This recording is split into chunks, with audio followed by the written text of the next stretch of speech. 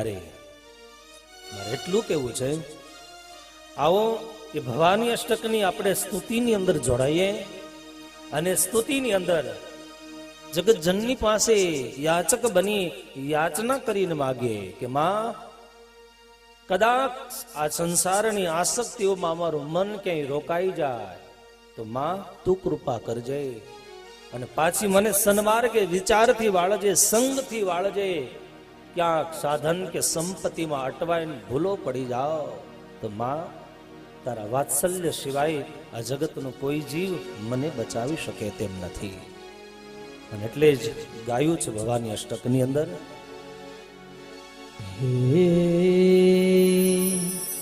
ન તાતો ન માતા ન બંધુર ન દાતા ન પુત્રો ન પુત્રી ન ભૃત્યો ન ભરતા.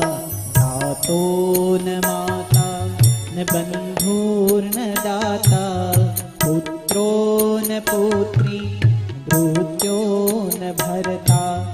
ન જાયા ન વિદ્યા ન વૃત્તિર્મમેવ. ન જાયા ન વિદ્યા ન વૃત્તિર્મમેવ. ગતિસ્ત્વં ગતિસ્ત્વં ત્વમેકા ભવાની. ગતિસ્ત્વં ગતિસ્ત્વં ત્વમેકા ભવાની.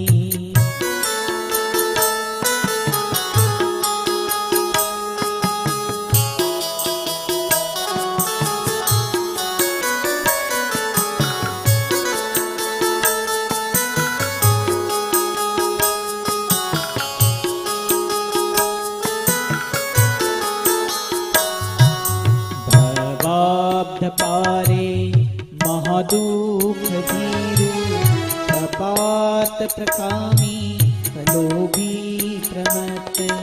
ભવાબ્ધ પારે મહાદુઃખ ધીરુ પ્રપાત પ્રકામી પ્રલોભી પ્રમત. કુસંસાર પાશ પ્રબદ્ધ સદાહમ. કુસંસાર પાશ પ્રબદ્ધ સદાહમ. ગતિસ્ત્વં ગતિસ્ત્વં ત્વમેકા ભવાની. ગતિસ્ત્વં ગતિસ્ત્વં ત્વમેકા ભવાની.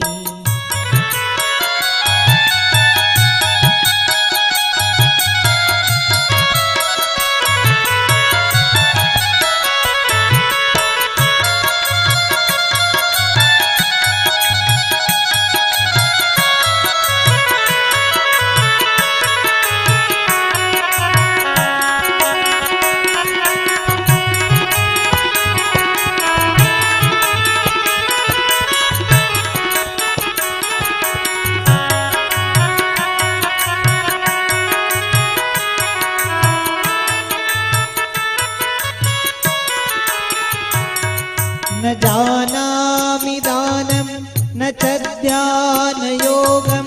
न जानामि तन्त्रं न च स्तोत्रमन्त्रम्.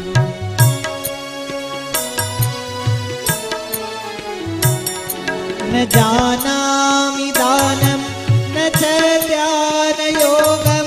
न जानामि तन्त्रं न च स्तोत्रमन्त्रम्. न जानामि पूजा न च न्यासयोगं. न जानामि पूजा न च न्यासयोगं. गतिस्त्वं गतिस्त्वं त्वमेका भवानी. गतिस्त्वं गतिस्त्वं त्वमेका भवानी. ભવાબ્ધ પારે મહાદુઃખ ભીરુ. કેટલી સરસ ઊંડાણથી સ્તુતિ કરી. આ માત્ર શબ્દ નથી, યાદ રહે. આ સાધકની સાધનાનો નિચોડ છે. એણે જે અનુભવ કર્યો, અનુભવ પછી જે આ ભક્તને જે આશીર્વાદ વાત્સલ્યતાથી માં જગદંબાના મેળા, એનો અનુભવ આપણને કીધો. અને એ અનુભવ કહેવામાં આપણા જેવા જીવો પર માત્ર કૃપા જ કારણ છે. સમાજમાં એને મોટાઈ માટે નથી કીધું. અને ત્યારે ભવાબ્દ પારે મહાદુખ ભીરું. ખલેક તમે સંસાર સાગરનો કિનારો જોવો ને ડરી જાઓ. અને ત્યારે આ સંસારના સાગરનો ક્યાંય કિનારો મળતો નથી. 84 લાખ જન્મથી આ જગતમાં આવીએ છીએ ને જતા રહીએ છીએ. ક્યાંક જન્મ, ક્યાંક મરણ, ક્યાંક ટાઢ તો ક્યાંક તડકો. કેટલી પ્રકારના મા બાપો બદલા, પશુના દેહ બદલા, પક્ષીઓના દેહ બદલા, જળ સ્થળોના દેહો બદલા. અને ત્યારે આ તો ઈશ્વરે તમારા ને મારા ઉપર કૃપા કરી પૂર્વ જન્મના એ જન્મો ભૂલવાડી દીધા. જો આજ યાદ હોત કે હું આગલા જન્મમાંના ઘરનો બળદ હતો તો એને જીવતો રહેવા દે. ઈશ્વરે માનવ બનાવી ખાલી કરુણા કરી એમ નહીં, કાયમને માટે આપણું ધ્યાન રાખ્યું છે. નહીતર આટલી સુવિધા વચ્ચે આપણે સંતોષ અને ચૈનનો અનુભવ ન કર. ક્યાંક ભૂલવામાં મજા છે ને ક્યાંક યાદ રાખવામાં મજા છે. શું જાતે કરવું ને શું જતું કરવું આ બે જો આવડી જાય તો હું એમ કહું સ્વર્ગ આયા છે. સંભળાય? દેવી ભાગવત તો તમે ઘેરેય વાંચી લેશો, પણ શું જાતે કરવું અને શું જતું કરવું યાદ રહેશે. હું તો એમ કહું ઘરની દિવાલમાં સૂત્રો લખતા જાજો. બાપ ભગવાનની મૂર્તિ નહીં બોલ્યા, સૂત્ર બોલશે. સાંભળા? ક્યાંક પરિવાર તૂટતો હશે, ક્યાંક મેણા મારતા હશો, ક્યાંક કોકે ફોનમાં કંઈક સંભળાવી દીધું હશે, અને ત્યારે દિવાલ ઉપરનું સૂત્ર જો વાંચતા આવડી જાય, અંતરની આંખ ખુલી જાય. ઘણાય કામ એવા જાતે કરી લેવાય. હે, ઘણું એવું છે, ઘણું જતુંય કરી દેવાય.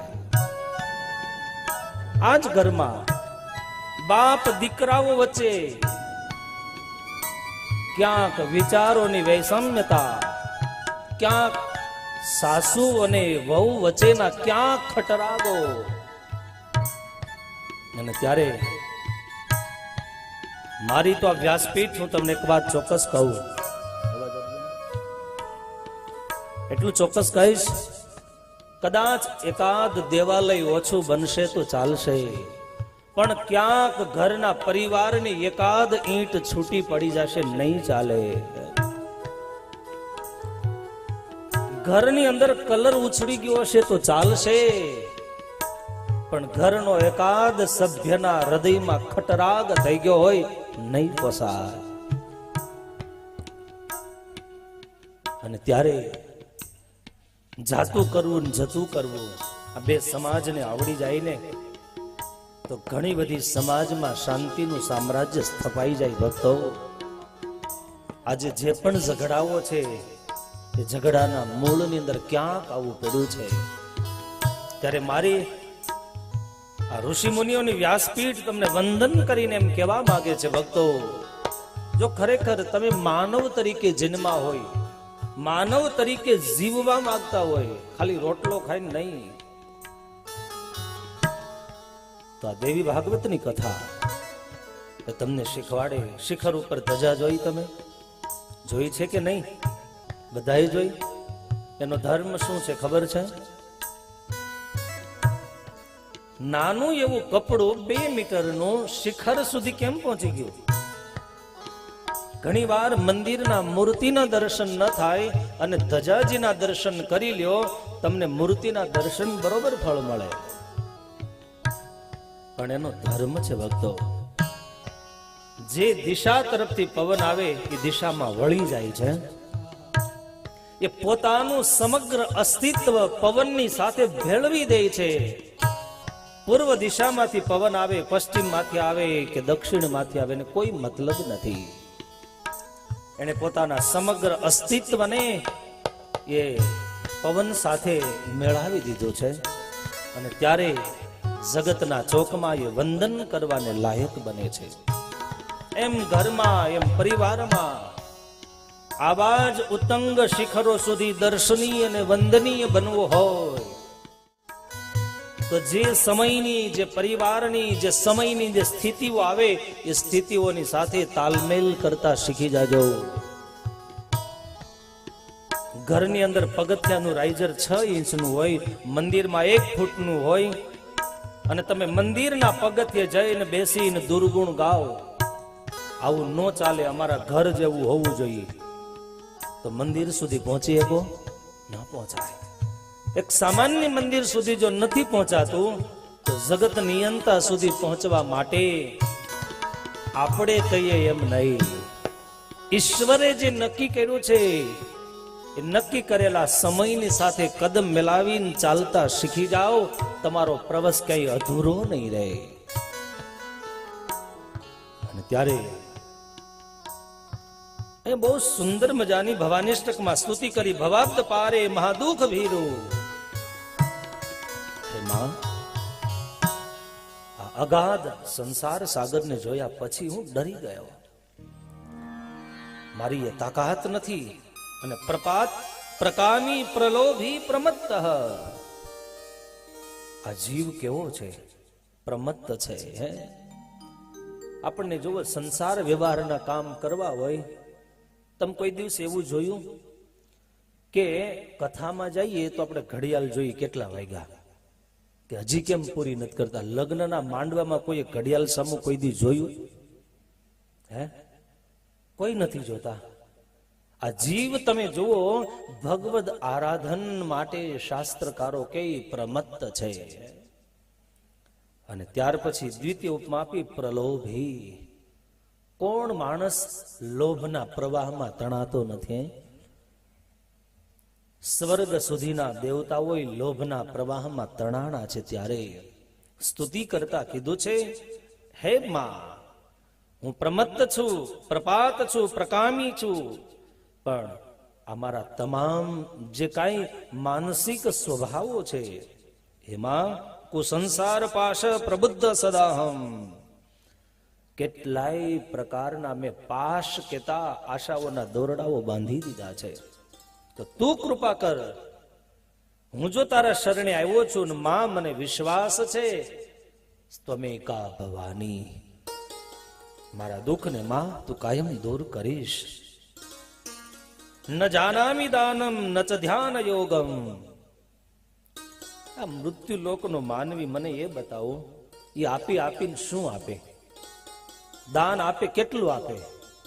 તમે સમજો, એક માણસ પાસે લાખ રૂપિયા પડ્યા છે તો દાન કેટલાનું આપે? વધી 5,000, 11,000, 25,000, 50,000, અરે 1 લાખ રૂપિયા એનાથી વધુ આપીએ કે કેમ? એની પાસે બેલેન્સ જ નથી. અને ત્યારે આ જગતનું સર્જન કરનાર જગદંબા, જેની પાસે અમાપ ઐશ્વર્ય પડ્યું છે, અને ત્યારે અહીંયા કીધું છે કે હે માં, હું તો આ સંસારની અંદર આવ્યો પછી ન જાનામિ દાનમ ન ચ ધ્યાન યોગમ. આપણી આ તુચ્છ બધી શું ધ્યાન કરી શકે? શું એનો યોગ સિદ્ધ કરી શકે? તમે વિચાર કરો. આપણે ભગવાનના મંદિરમાં જઈએ તો 5 મિનિટ માટે આપણી મનની ચંચલ વૃત્તિઓ સ્થિર નથી થતી. આમાં ધ્યાનની વાત કરી, યોગની વાત કરી. અને ત્યારે હું એટલું ચોક્કસ કહું, ન જાનામિ તંત્રમ ન ચ સ્તોત્ર મંત્રમ. હવે જેના થકી આપણને બુદ્ધિ મળી, જેના થકી આ ડાપણ મળ્યું છે, હવે ઈ જગદંબાની સ્તુતિ કરવાની આપણી શું તાકાત? ક્યાં આપણા શબ્દો? આપણા એક એક શબ્દ એના ઐશ્વર્ય અને એના વાત્સલ્યની સામે કાયમ ટૂંકા લાગે. અને ત્યારે ગતિસ્ત્વમ ગતિસ્ત્વમ, એક જ ગતિ. ચાલવા માટેના રાહ બરોબર છે, ગમે તે માર્ગથી ચાલો, પણ ક્યાં જવું છે એ વાત કાયમને માટે ભૂલાવી ન જોઈએ. અને ત્યારે ન જાનામિ પુણ્યમ ન જાનામિ તીર્થમ. હું પુણ્યને જાણતો નથી, તીર્થના ફળને જાણતો નથી. ન જાનામિ મુક્તિમ લયવા કદાચિત. અરે તીર્થોની અંદર રહેલા તીર્થોનું મહાત્મ્ય શું છે, એનો ભાવ શું છે? ન જાનામિ ભક્તિમ વ્રતમ વાપી મતમ. હું વ્રત નહીં જાણતો નથી. આપણા વ્રતે કેવા? આજે એકાદશી છે, હવે આ વ્રતના દિવસે 11 પ્રકારની વાનગી બને. હવે આ વ્રતની દશા શું થાય તમે મને કયો. એ તો એકાદશી કોક દીક મળે ને પૂછો તો ખબર પડે. એને એમ હતું એકાદશીના રૂપમાં આવું સંસારને સુખી કરું, પણ માણસ તો ઠેઠ ફરાળી પીઝા સુધી પહોંચી ગયો. એને ક્યાં ખબર હતી. નહીતરી ભગવાન પાસે વ્રતની હું તો કહું યાચનાય ના કર. ઘણા એમ કે એ તો વૈષ્ણવ હોય કરે, પણ નહીં. આમાં કોઈ મતાંતર નથી ભક્તો. આ ફિઝિકલી સાયન્સને તમે પૂછો તો બોડીનો ધર્મ, બોડીનું જ્ઞાન અને વિજ્ઞાન એમ કહે છે અમુક સમય પછી આ બોડીના તંત્રોને, આંતરિક જે યંત્રો છે એને વ્યવસ્થિત લોંગ ટાઈમ માટે ચલાવવા માટે ક્યાંક રેસ્ટ કે આરામની જરૂર છે. અને ત્યારે ન જાનામી ભક્તિ, આપણી ભક્તિ કેવી. ક્યારેક આપણે એકાદ માળા તેવી ફેરવી મને બતાવો કે 108 પારા તમે ફેરવો અને 108 પારાની પરિક્રમા પૂરી ન થાય ત્યાં સુધીમાં તમને સંસારનો વિચાર ન આવ્યો હોય, આવો એક માળા બતાવો, તમને આખો દી આપી દેવામાં આવે. એક પણ સંકલ્પ મનમાં ન થવો જોઈએ ભગવાન સિવાય. શક્ય છે? સ્વામિનારાયણ સંપ્રદાયના સંત એટલે મા સમા મુક્તાનંદ સ્વામી, જેણે આ કચ્છની ધરતીને સ્વામિનારાયણ સંપ્રદાય આપ્યો હોય તો સદગુરુ મુક્તાનંદ સ્વામી હતા. બાપ રામાનંદ સ્વામી આવતા ને પછી મુક્તાનંદ સ્વામી આવતા. અને એ મુક્ત મુનિને પૂછવામાં આવ્યું કે સ્વામી માળા કેટલી ફેરવો? તો કે 100 માળા. બેઠેલો સમાજ સૌ જ આશ્ચર્યથી જોવે, આટલા મોટા સાધુ અને 100 જ માળા ફેરવે આખો દિવસની. ત્યારે એને પૂછ્યું સ્વામી 100 માળા કેવી ફેરવો છો? અને ત્યારે મુક્તાનંદ સ્વામી કહે મહારાજ માળા ફેરવતા ફેરવતા તમારી મૂર્તિનું ધ્યાન કરું, અને એક માળા પૂરી થઈ જાય ને એમાં જો વચ્ચે એક વિચાર આવી જાય ને તો એ માળા ન ગણો. જગતનો કોઈ પણ વિચાર કર્યા વગરની આવી 100 માળા ફેરવું છું, બસ આનાથી વધુ નથી થતી. અને હું તો વિશ્વાસથી તમને કહું, આપણને 100 વર્ષ આપી દે તો એક માળા ન થાય. એ એક દિવસમાં 100 કરતા હતા, આપણી 100 વર્ષે એક ન થાય. થાય મને કયો? ક્યાંક ઘર યાદ આવે, પરિવાર યાદ આવે, ક્યાંક વાસણ પડે તોય મન જતું રહે. ડોરબેલ વાગે, ફોનની રિંગ વાગે, SMS નો રણકાર થાય. આ બધી ઉપાધિઓની વચ્ચે ન જાનામી ભક્તિ, એ ઈશ્વરની ભક્તિ કરવા માટે મન સ્થિર ન થાય ત્યાં સુધી ઈશ્વર આરાધનમાં મન લાગતું નથી. ત્યારે કુકર્મી, કુસંગી, કુબુદ્ધિ, કુદાસ, આ જીવની નબળાઈ તો તમે જુઓ. કેવો કીધો છે? કુકર્મી. સમાજની આગળ તો આપણે કદાચ આપણા કર્મ જાહેર ન કરી શકીએ, કઈ નહીં, પણ યુગ કળયુગ છે, યુગનો ધર્મ છે. પણ શાસ્ત્રકારોનું એવું માનવું છે ભક્તો, કોક દિવસ ક્યારેક એકલા બેઠા હોય, મનમાં સદવિચાર ચાલતો હોય તો ઘરના ખૂણામાં બેસીને પોતે કરેલા પાપોને, પોતે કરેલા અપરાધોને ક્યારેક ઘરના ખૂણામાં બેસીને યાદ કરજો. ઈશ્વરને માં જગદંબા દયાળુ છે, તમે યાદ કરશો તોય તમને શુદ્ધ કરી નાખશે. આટલું સાહસ આપણી પાસે નથી કે સમાજમાં જઈને કહી દઈએ હું કુકર્મી છું, કુસંગી છું, કુબુદ્ધિ વાળો છું. પણ પોતાની જાતને તો કહી શકો ને. પણ આ જીવ કેટલો ભયભીત થયેલો છે, પોતાની જાતને કહી નથી શકતો. કળિયુગનો મોટો ગુણ છે ભક્તો કે તમે તમારા પાપનો સ્વીકાર કરી લ્યો તોય તમે પાપમાંથી મુક્ત બની જાઓ. એ પૂછો જેસલ જાડેજાને પૂછો. આર્યો કચ્છનો પ્રસંગ હે, હાથ લાંબો કરો ને હાથ આંબી જાય.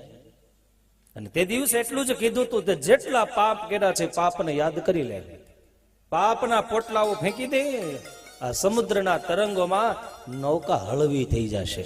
આ તો સમજાય ને.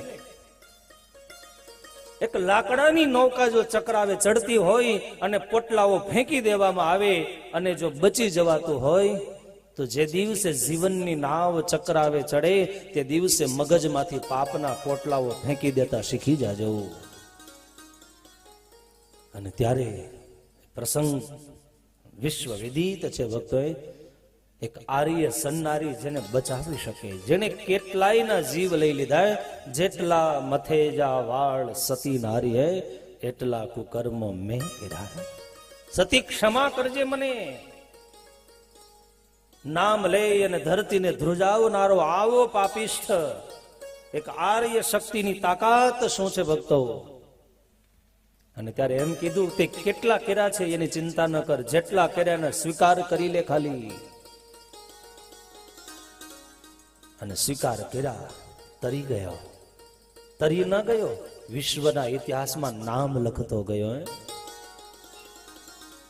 અને ત્યારે આ ભવાની અષ્ટક એમ કહેવા માંગે, કુકર્મી કુસંગી કુબુદ્ધિ કુદાસ. આપણી બુદ્ધિ તો જુઓ, આપણને કદાચ ફેક્ટરીઓ ચલાવતા આવડી ગઈ પણ પરિવાર ચલાવતા ન આવડે. આપણને કદાચ હું એમ કહું સમુદ્ર ઉપર પુલ બનાવતા આવડી ગયા પણ પરિવારને ચાલવા માટેની પગદંડી ન બનાવી શકાય. આ બધાય બુદ્ધિના દૂષણો છે, યાદ રાખજો. એક એન્જિનિયર લોખંડ અને લાકડા ઉપર જો 10 માળની ઇમારત ઉભી રાખી શકતો હોય તો બ્લડ રિલેશન થી જોડાયેલો માણસ શું પરિવારને જીવતો ન રાખી શકે? આ લાકડું કે લોઢું નથી, આ ચૂનો કે પથ્થર નથી, પણ કરુણા છે. ઈશ્વરે બુદ્ધિ તો આપી પણ એ બુદ્ધિનો દુરુપયોગ સંસારના સંબંધમાં કર્યો છે. યાદ રાખજો, પદાર્થ વાપરવા માટે છે અને સંબંધ સાચવવા માટે છે. આ બે સૂત્ર એ ઘરની દિવાલ ઉપર લખી લેજો. પદાર્થ શેના માટે છે? બોલો તો પાછું કોક દી કામ આવશે. પદાર્થ શેના માટે છે? વાપરવા માટે છે. અને સંબંધ સાચવવા માટે છે. એક તમને ટૂંકમાં કહું, છાશનું ટીપું જેટલું ધરતી ઉપર પડ્યું રહે ને, જેમ દિવસો જાય એમાં શું આવતું જાય? ખટાશ આવતી જાય. એમ સંબંધોની તિરાડ જેટલી પડી રહે એટલી ખટાશ વાળી થતી જાય. વહેલી તકે ને સુધારી લેતા શીખી જાજો. બહુ જાજો તકરાર થઈ ગયો હોય પડ્યો નહીં રહેવા દેતા. નહીતર આપણને તો એક જ આવડે, રિલેશન કટ. હવે ન બોલાવું, અમારા દીકરાના લગ્ન આવવા દો નહીં. વરરાજો પછી થાજે, વરનો બાપ પછી થાજે, પેલા સંબંધ એક સુધારી લેજે. આજ કેટલી મોટી સમાજની કરુણા હે.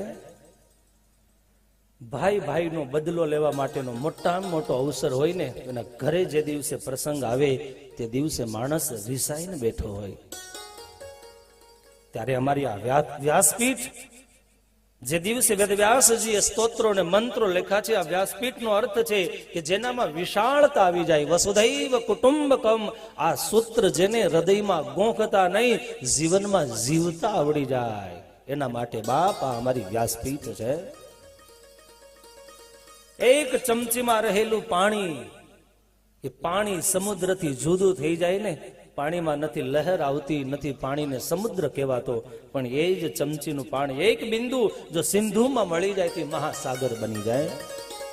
એમ આપણે બધા કિનારાઓ પકડીને બેઠા છે. એકાદ વાર કિનારો તોડીને મહાસાગરમાં ભળતા શીખી જાઓ, પછી સાચા મોતીઓ મળી જશે. અને ત્યારે કુસંગી કુબુદ્ધિ કુદાસ. આપણે કુદાસ થઈ ગયા. હકીકત દાસ તો ભગવાનના થવાના હતા, પણ આપણે દાસ તો સંપત્તિના બની ગયા, ક્યાંક સાધનના બની ગયા. અને ત્યારે ભક્તો, હું તો એટલું કહીશ અમારી વ્યાસપીઠથી કે ભક્તો, ઈશ્વરે તમને બુદ્ધિ આપી હોય, સદવિચાર આપ્યા હોય તો કમસે કમ સારા સજ્જનોના દાસ બનજો. સ્વાર્થી માણસના દાસ બનવા કરતા સત્સંગીના દાસ બનવું શ્રેષ્ઠ છે. અને ત્યારે અહીંયા ભવાની અષ્ટકની અંદર બહુ સરસ વાત કરી કે કુદૃષ્ટિ કુવાક્ય પ્રબંધ સદાહમ ગતિસ્ત્વમ ત્વમેકા ભવાની. દુર્બુદ્ધિને દૂર કરી સદબુદ્ધિ દેજો. હે, આ માગી તો છે, પાછા આપે ત્યારે લેવા ઉભા નથી રહેતા, તકલીફ એ છે. માને કીધું હોય કે અમારા ઉપર કૃપા કર, કુબુદ્ધિને દૂર કરી સદબુદ્ધિ દેજે. પણ સદબુદ્ધિનો ટોપલો ભરીને આવે ત્યાં તો આપણે ઘેર પહોંચી ગયા હોય. માયગું કોકે હોય, મળી કોકને જાય. અને ત્યારે કુદ્રષ્ટિ કુવાક્ય પ્રબંધ સદાહમ. ભક્તો યાદ રહે, ઈશ્વરે આંખ આપી, આંખથી સમાજમાં દર્શન કરતા શીખજો. દર્શન ખાલી મંદિરની મૂર્તિ પૂરતા સીમિત ન રાખતા. અને જેને ખાલી મૂર્તિમાં જ ભગવાન દેખાય છે, બહુ ધ્યાનથી સાંભળજો, જેને ખાલી મૂર્તિમાં જ ભગવાન દેખાય છે એ માણસ મંદિર સિવાય પાપ કરવા ક્યાંય અચકાતોય નથી. એને નક્કી કરી લીધું મૂર્તિ સિવાય ક્યાંય છે જ નહીં. એટલે મૂર્તિમાં ભગવાન જોવા એ ભક્તનું લક્ષણ છે. પણ હું એટલું ચોક્કસ કહીશ, આખા વિશ્વમાં જેને ભગવાનના દર્શન થાય એનાથી મોટો આ બ્રહ્માંડમાં કોઈ સાધક ને સંત નથી.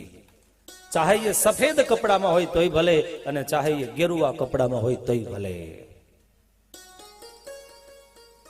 માણસ મંદિરમાં જાય બીડી ન પીવાય, મંદિરમાં જાય ખોટું ન બોલાય. આ બધા નિયમો ખાલી મંદિરની દિવાલ પૂરતી. પણ જ્યાં ચંપલ પાસે પહોંચી જાય તો ગમે એના પહેરી લેવાય. આ મોટા મોટી કરુણા. અને ત્યારે ભક્તો અહીંયા ભવાની અષ્ટક આપણને સાવધાન કરે. દ્રષ્ટિમાં દર્શન કરતા શીખજો. આંખની કિંમત તો જેને જતી રહી હોય એને ખબર પડે કે ઈશ્વરે તમને મને આંખ ખરાબ જોવા માટે નહીં, સંસારમાં સારા દર્શન કરવા માટે આપી દે. પણ મોટામાં મોટી આ વિશ્વમાં કરુણા એ રહી ભક્તો કે આપણને તે દિવસે મહાત્મ્ય સમજાણું જે દિવસે પૂરું થઈ જાય. બાપની કિંમત, માની કિંમત ત્યારે થઈ જે દિવસે લાકડા ભેગી સૂઈ જાય. એટલા માટે જ કીધું છે કે આ સમાજ, આ સંસાર યાદ રાખજો, મરેલાનો પૂજારી છે, જીવતાનો નથી. જીવતા તો રામ આવ્યા તોય ભલે, ગાંધી આવ્યા તોય ભલે, કીચડ જ ઉડાડ્યા છે. અને ત્યારે પ્રજેશમ રમેશમ મહેશમ સુરેશમ દિનેશમ નિશિથેશ્વરમ વા કદાચિત કદાચ ન જાનામિ ચાન્યાત સદાહમ શરણ્યે ગતિસ્ત્વમ તમેકા ભવાની. કદાચ સંસારની અંદર વિષાદ આવે તોય ભલે, વિવાદ આવે તોય ભલે. ભગવાન કૃષ્ણએ ભક્તો ભગવત ગીતાની અંદર વિવાદને પોતાનું રૂપ બતાવ્યું હોય, પણ જ્યાં શાસ્ત્રાર્થ થતા હોય ત્યાં. પરંતુ ઘરને ઓટલે જે આખા મલકના વિવાદો થાય એ વિવાદમાં ભગવાન નથી. ભગવત સંબંધી જ્યાં ચર્ચાઓ થાય એ ચર્ચામાંય ભગવાન કૃષ્ણ એમ કહે છે, પાર્થ એ હું છું. અને ત્યારે વિવાદે વિષાદે. આ સંસારની અંદર હું એમ કહું, કદાચ ઘર પરિવારોમાં સમાજ વિવાદ કરતો બંધ થઈ જાય તો સંસાર કેવો બની જાય. આજે ઘણા લોકો એમ કહે છે કે રામ મંદિર બની જવું જોઈએ. હું તમને પૂછું, બની જવું જોઈએ કે નહીં? હા કે ના પાડો, મને ખબર પડે તમારી શું ઈચ્છા છે. બધા એમ કહે છે રામ મંદિર બનવું જ જોઈએ. બનવું જોઈએ કે ન બનવું જોઈએ? ઈ મંદિર બની જશે, તમે કાયમ દર્શન કરવા જવાના છો. અહીંયા કેટલા આવો છો કે હોવારે?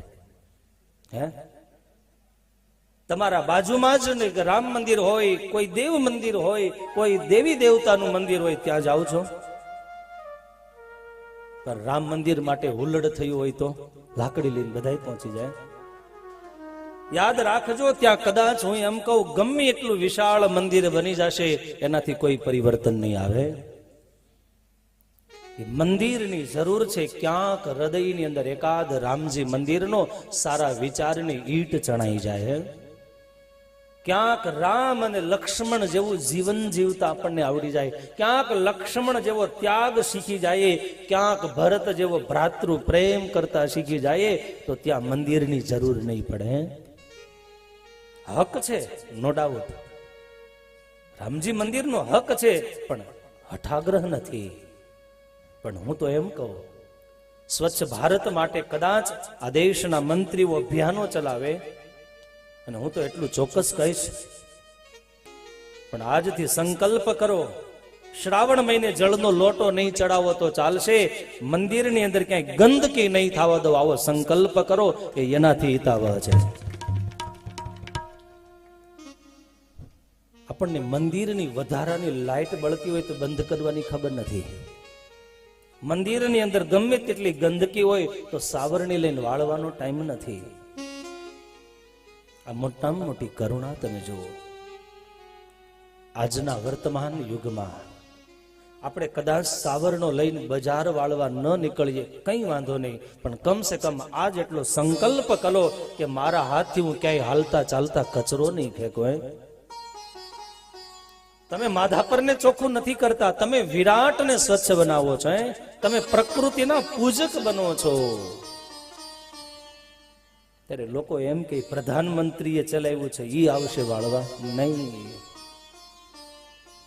ઘરનું આંગણું વાળો, અંતરનું આંગણું વાળતા શીખી જાઓ. અને ત્યારે વિવાદે વિષાદે આજ સમાજ કેટલા બધા વિવાદથી ઘેરાણો છે. ક્યાંક ધર્મનો વિવાદ, ક્યાંક જાતિનો વિવાદ, ક્યાંક તિલક કંઠીનો વિવાદ, ક્યાંક સંપ્રદાય, ક્યાંક શાસ્ત્રનો વિવાદ.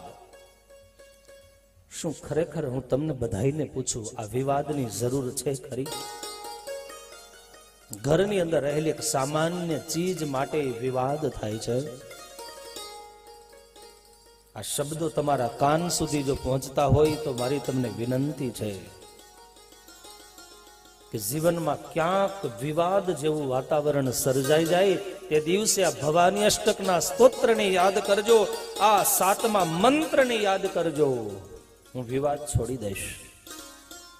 કદાચ મારા ભાગ્યનું જતું કરવું પડે ને તો હું સમાજને બચાવવા, પરિવારને બચાવવા માટે હું મારા વિવાદનો ત્યાગ કરી દઈશ. વિષાદે દુઃખ આવે. માણસ મંદિરોમાં જાય, પૂજા કરે, દાન કરે, પણ થોડુંક દુઃખ આવે ને માણસ થાકી જાય.